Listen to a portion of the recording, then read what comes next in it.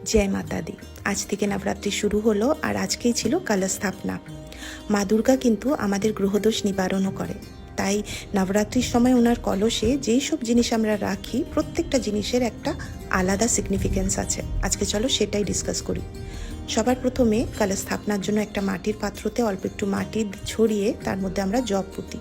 এই জবের উপরেই আমরা কলসটাকে রাখি। কলসের মধ্যে স্বস্তিক চিহ্ন এঁকে তার মধ্যে আমরা গঙ্গার জল ভরি।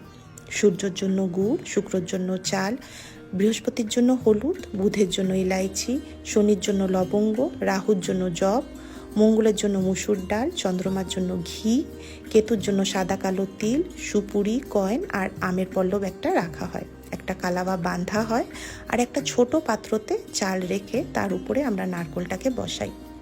মা দুর্গা যেই সব জিনিস পছন্দ করে সব আজকে ওনার সামনে রাখা হয়। কোনো ভালো জিনিস কারো থেকে আমরা ইনফ্লুয়েন্স হয়েই করি। এই নবরাত্রি পুজোটা আমি গত 6 বছর ধরে করছি, আর সবচেয়ে বেশি আমাকে ইনফ্লুয়েন্স করেছে আমার 2 বান্ধবী নিশা আর অংশু। নিশা দেখেছি এই পুজোটাকে খুব ইম্পর্টেন্স দেয়, আর অংশু আমাকে সব সময় বলতো যে আরতি নবরাত্রি মে মাতা রানী কো ঘর মে জরুর বিঠানা, আর আমি এখন অবধি তাই করে যাচ্ছি। মা তোমাদের মঙ্গল করুক, তোমাদের সাথে আমার গল্প আরও অনেক হবে আগে। জয় মাতা দি।